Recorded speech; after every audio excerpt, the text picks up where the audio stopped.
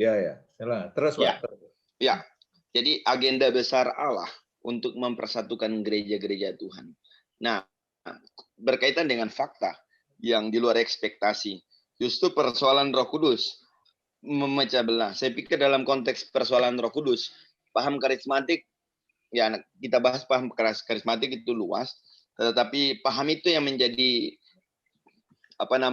penyebab yang mana seorang dibaptis Roh Kudus, dia harus berbahasa glosolalia, berbahasa roh, dan ini menjadi polemik di tengah-tengah gereja. Justru bukan menyatukan, tetapi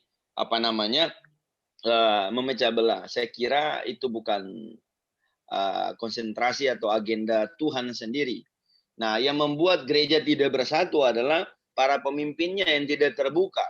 Jadi pertanyaannya, apakah Roh Kudus gagal? Tidak. Tuhan berkeinginan untuk menyatukan gerejanya. Hanya gerejanya, oknum-oknumnya ini tidak mau bersatu. Jadi kembali lagi, bagaimana supaya bersatu? Bertobat, merendahkan diri, menyatakan bahwa kita tubuh Kristus yang dengan kepelbagaiannya itu harus saling melengkapi. Ada mata, ada tubuh, ada jari jemari dan sebagainya sebagai sebuah kelengkapan dari Allah. Nah, kalau ditanya kenapa itu terjadi, karena tadi keinginan daging, arogansi dan sebagainya, perpecahan dan sebagainya. Jemaat Korintus contohnya tidak kurang karunia, 9 karunia komplit di sana. Tetapi mereka terpecah belah. Mereka orang-orang yang bilang saya dari golongan Paulus, saya dari golongan Petrus dan sebagainya dan sebagainya. Saya kira itu yang bisa saya jabarkan berkaitan dengan pertanyaan Bapak. Terima kasih. Ya, Pak Tommy. Doa Tuhan Yesus yang belum terjawab sampai hari ini ya. Iya, Pak. Iya. Iya. Oke, Rokana. Iya. Malah ada satu sinode pakai nama Gereja Pimpinan Roh Kudus, Pak. GPR ya. Tahu Pak Tommy ya. Iya. Tapi ternyata ribut terus, konflik terus. Ini kan aneh itu. Betul, Pak. Tapi tidak apa-apa. Kita terus berdoa ya. Dan ini perjuangan juga lembaga-lembaga gerejawi, aras nasional, terus berjuang untuk supaya gereja menjadi satu ya. Jadi tadi Roh Kudus dengan kesaksian, Roh Kudus dan pertobatan. Ditambahin lagi ya Pak Tommy. Ya. Pak Julius. Ya, baik. Makasih Pak Edison. Pertanyaan saya tujukan ke Pak Osias. Dalam sebuah bagian bahwa wahyu dapat dihubungkan dengan suara hati. Nah, sebagaimana wahyu dihubungkan dengan suara hati, apakah wahyu bisa dihubungkan dengan penglihatan? Dan selanjutnya, dapatkah penglihatan disamakan dengan suara hati, Pak? Ya. Terima kasih, Pak. Ya, silakan Pak Julius. Pak Osias.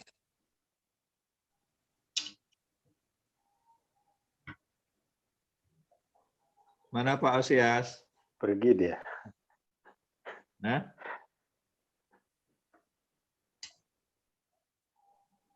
Udah pamit Pak Osias. Ada. Ada itu. Tapi masih mute. Mana Pak Osias? Ada dengar? Osias. Gangguan jaringan kayaknya. Gangguan ini kayaknya. Hujan. Sebentar. Mungkin Bung Henry lah, Bung Pak Henry. Ya. Baik Pak, saya mau mengajukan pertanyaan kepada Bapak Entah Pak ya, mengenai status keselamatan.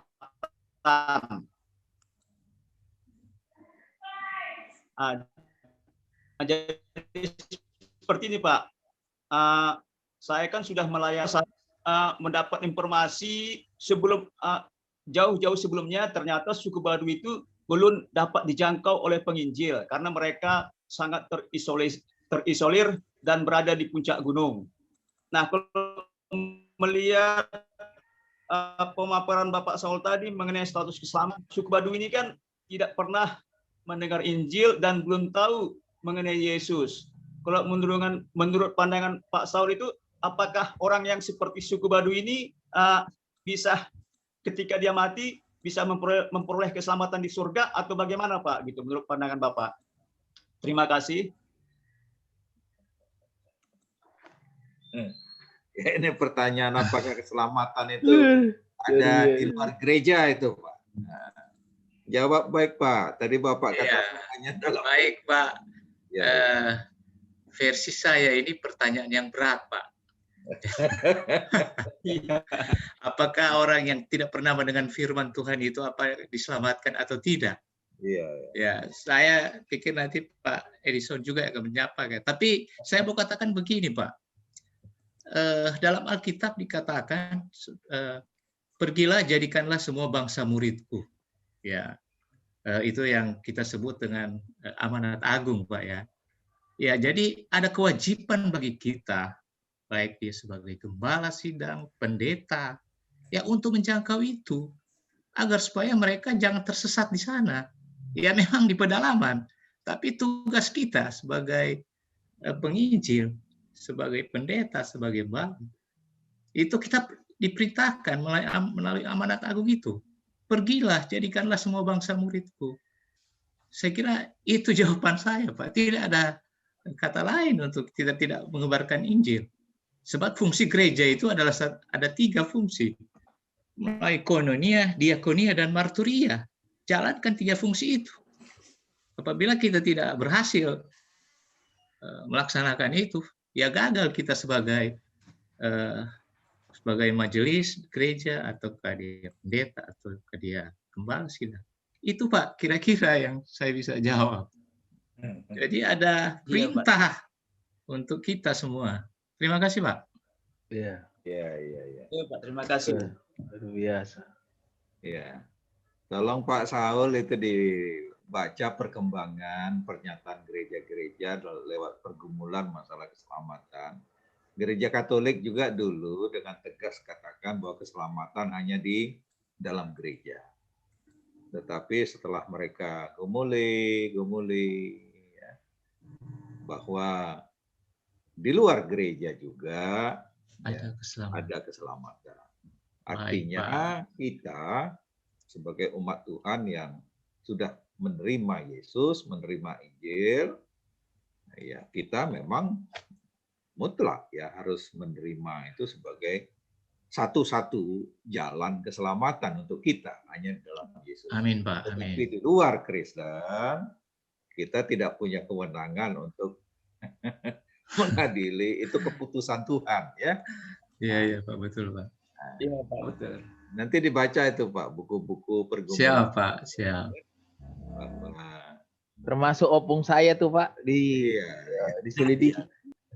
Jadi kalau di Tanah Batak itu banyak yang belum Kristen, yang dulu meninggal sebelum Injil masuk di Tanah Batak.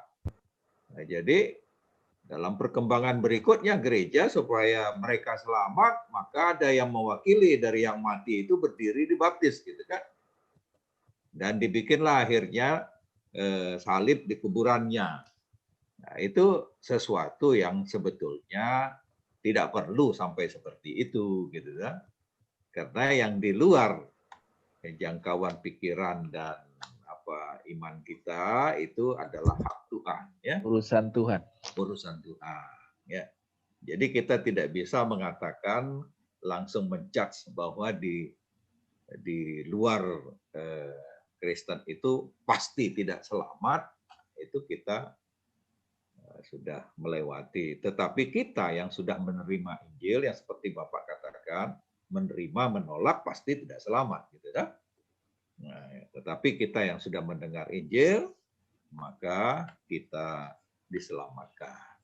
Tetapi bukan karena Efesus, ya, pasal 2 jelas mengatakan, semata-mata bukan karena usaha dan perbuatan manusia, tetapi karena kasih karunia, ya, karena sola gratia. Tetapi bukan berarti kita tidak melakukan kebaikan. Tanda orang yang sudah diselamatkan itu pasti dia akan melakukan perubahan. Tadi jelas ada kaitan dengan pertobatan, menjadi manusia baru, ya.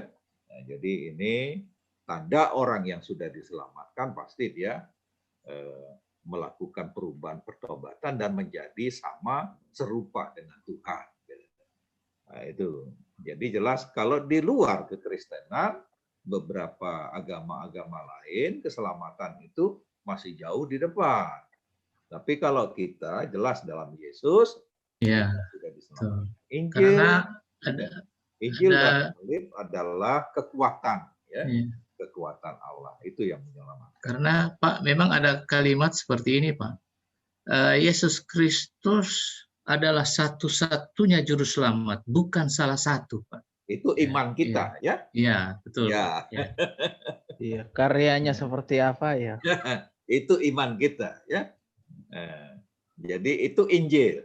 Dan Injil kekuatan. Tapi bagi orang yang hidup di luar Injil, itu sebuah kebodohan, gitu kan? Seperti Yahudi, dia menuntut tanda, Yunani menuntut hikmah, umpamanya. Dan kebodohan yang seperti itu jelas tidak sesuai dengan Injil. Jadi kepintar apapun ya yang kita lakukan sebetulnya bagian kebodohan dari Tuhan itu ya. Kekuatan apapun yang kita mau katakan itu sebetulnya bagian kelemahan.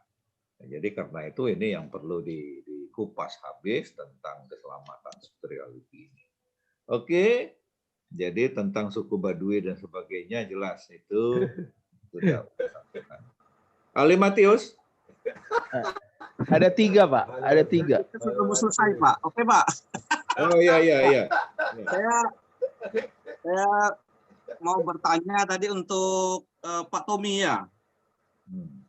Yang pertama mungkin koreksi barangkali ya, kata metanoia itu sebenarnya bukan berbalik 180 derajat ya kalau dari bahasa aslinya itu berubah pola pikir sehingga ada istilah metamorfos, artinya diilustrasikan dari ulat menjadi kupu-kupu. Jadi ini kalau lihat konteks bahasa aslinya Pak ya, mungkin mohon maaf itu yang saya pelajari. Pertanyaannya tentang Roh Kudus, banyak orang menyatakan bahwa zaman Bapa, zaman Anak, zaman Roh Kudus. Bagaimana tanggapan Bapak? Karena memang gara-gara itulah mereka menganggap bahwa sekarang ini memang zaman Roh Kudus gitu. Makasih Pak. Ya, oke, Bung ini Tommy. Ya, baik. Terima kasih. Siap, ya. Tommy, siap. Ya, dalam korelasinya dengan kata pertobatan memang ada 2. Tapi saya bahas tentang metanoia, kemudian metamorfosis atau metamorfo yang Paulus pakai dalam Roma pasal 12 ayat 1, 2 dan 3. Tetapi saya jabarkan dalam konteks kesimpulan tadi tentang pertobatan. Nah, berkaitan dengan zaman Roh Kudus, saya kira memang kalau dikorelasikan dengan keterangan yang disampaikan oleh Alkitab, Tuhan Yesus kembali ke rumah Bapa, duduk di sebelah kanan Allah Bapa, dan sekarang adalah Roh Kudus yang sedang bekerja membimbing umatnya. Jadi tidak ada salahnya ketika dikatakan sekarang adalah zaman Roh Kudus. Kenapa? Roh Kudus adalah perpanjangan tangan, tongkat estafet dari Allah Anak itu sendiri.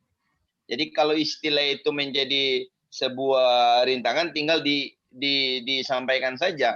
Memang dasarnya ada. Yang menjadi penerusnya adalah penghibur. Jika penghibur itu datang, dia akan menginsafkan dunia akan dosa, akan kebenaran, dan akan penghakiman.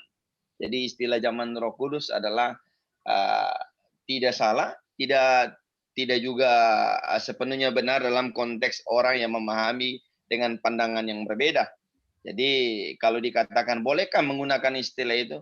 Boleh saja. Sebab zamannya Roh Kudus di mana sekarang ini adalah penggenapan dan momentum di mana Tuhan Yesus sudah di surga. kemudian Roh Kudus di bumi bekerja, memang tidak secara kasat mata, tinggal di dalam diri orang percaya. Kemudian bekerja lewat kebenaran firman Tuhan, menerangkan, membimbing, menuntun, sehingga secara tuntunan Roh Kudus, dia memberi visi kepada pemimpin gereja, kepada anak-anak Tuhan untuk bekerja, apa yang harus dia kerjakan. Itulah karya Roh Kudus, lebih dominan Roh Kudus. Sekarang kalau dikatakan Tuhan Yesus bekerja lewat Roh-Nya yang kudus. Kira-kira begitu yang dapat saya sampaikan. Ya, kalau soal istilah itu bisa dikembangkan ya. Iya, iya. Tapi ini belakangan ini banyak juga pemimpin gereja bilang Tuhan bicara sama saya. Itu bagaimana itu, Pak? Saya bukan Roh Kudus. Saya salah satu orang yang skeptis. Betul, Bapak. Saya salah satu orang yang skeptis untuk bilang Tuhan bicara sama saya. Kenapa? Karena bagi saya wahyu Allah itu tuntas. Tetapi inspirasi, iluminasi, iya. Jadi, narsisme itu berarti, Pak. Iya, bisa jadi Pak Rudi. Inspirasi dari Allah. Jadi kalau terlalu gamblang mengatakan Roh Kudus bicara sama saya seorang karismatik. Saya pernah berada di zona itu. Dan notabene-nya bermain perasaan. Tetapi ketika saya tekun belajar Alkitab, ternyata pimpinan Roh Kudus itu menggunakan emosi kita, cara pandang kita. Makanya saya tidak berani sekali dalam khotbah Roh Kudus berkata, Tuhan berkata.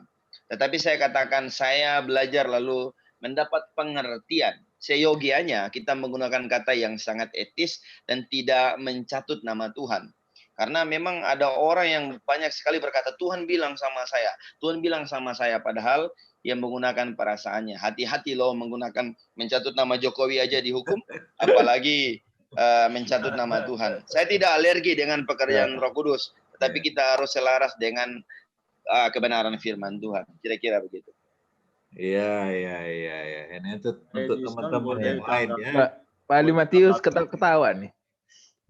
Gimana Pak Ene? Iya, boleh tanggapi Pak. Pak John. Iya. Pak John, ada Pak John Pak. Ada Pak John. Saya juga. Pak Ali gimana dulu itu Pak Ali? Saya sudah cat itu Pak Ali. Oke, baik. Jadi saya akan singkat saja. Maksud saya yang Pak Tommy katakan itu, saya mengerti karena memang orang yang tidak mengalami tidak boleh menyampaikan saya dengar sesuatu. Tetapi dalam konteks mendengar, saya menjamin dan saya sangat menjamin bahwa itu terjadi. Saya mengalami, Pak. Bukan sekali, dua kali, dan orang yang adalah saksi banyak masih hidup sampai hari ini. Bahkan panggilan saya dari bola untuk masuk dalam hal pelayanan, karena pada dasarnya saya bukan orang yang mengerti hal begini. Saya anti, Pak. Saya pemain bola pada dasarnya. Panggilan saya adalah dengan melihat, bukan melihat dalam mimpi, Pak, di dalam gereja. Yesus adil dan bicara ke saya dan menyampaikan, Nikolas, mulai hari ini kamu akan mengenal saya dengan baik dan bawa jiwa bagi saya, Pak. Dan besoknya saya bisa doakan orang koma, bangkit, Pak. Maksud saya begini, tidak umum harus begitu. Saya tidak alami itu setiap hari atau setiap waktu. Tetapi saya adalah saksi hidup bahwa hal itu masih bisa berlaku, Pak. Saya alami itu berulang kali. Itu aja sebagai catatan bahwa saya setuju bahwa ketika tidak alami jangan dibuat-buat. Ya.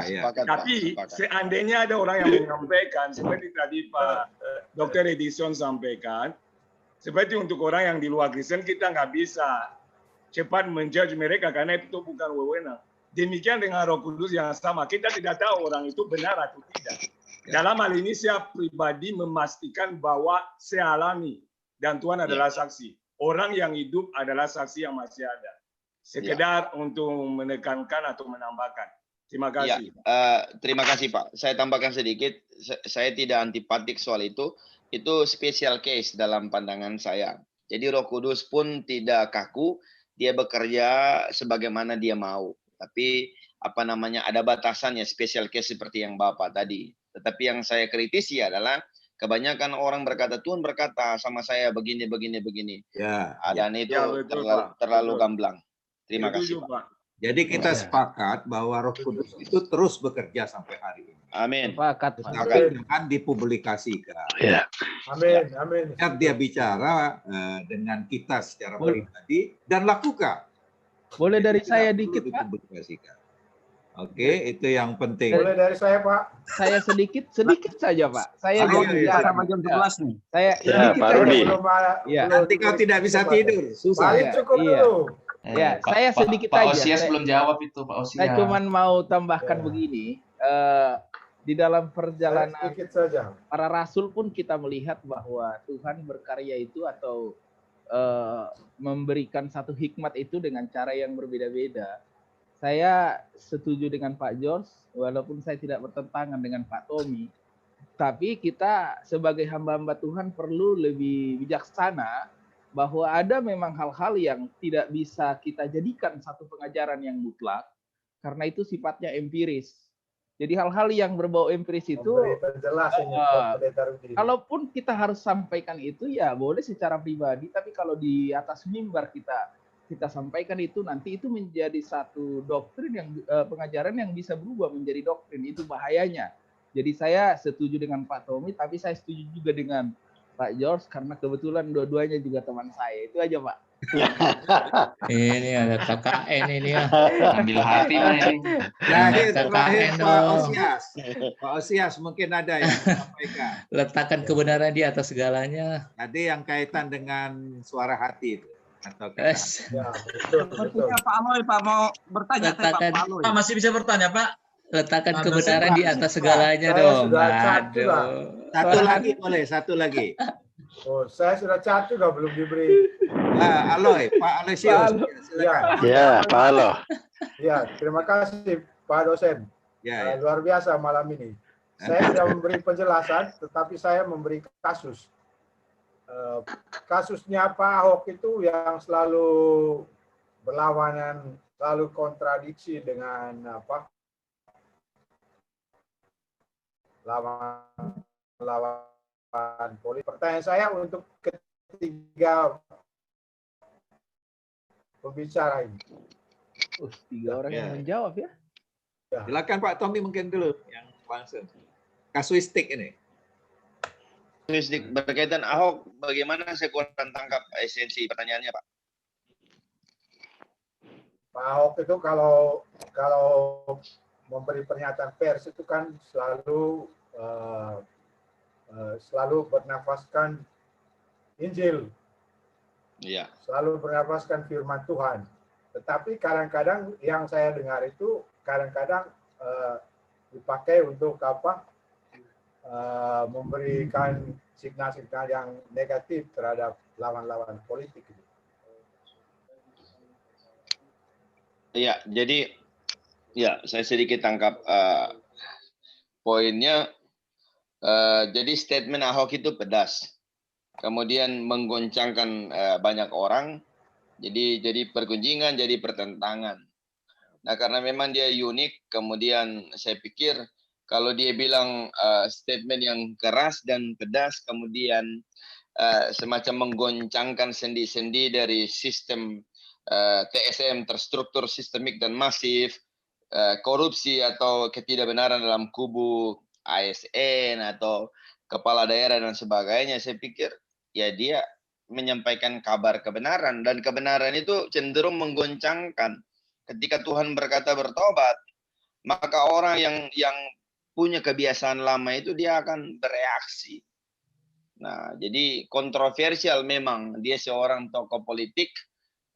Namun saya berkata bahwa dia menjadi kesaksian yang luar biasa, terlepas dari kasus perceraiannya.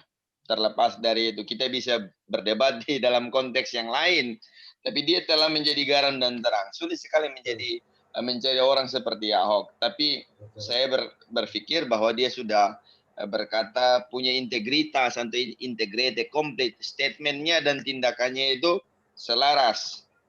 Special case di luar dari perceraiannya, begitu. Jadi memang dia seorang yang kontroversial dan luar biasa. Ya kira-kira begitu. Ya, Pak Saul ada mau tambahkan? Ya ini soal kasus Ahok ya. Bukan kasus. Iya. Kasus, tapi Komentar saya sederhana, gayanya Ahok. Ya, komentar saya apakah itu sederhana. gaya Roh Kudus? Kalau saya mau lihat itu persoalan karakter, Pak. Jadi setiap masing-masing orang itu punya karakter tersendiri, punya karakter berbeda. Jadi yang kita harus nilai apakah karakter itu, tindakan itu sesuai dengan Injil atau tidak. Itu aja bagi saya. Terima kasih. Pak Osias, ada yang mau disampaikan?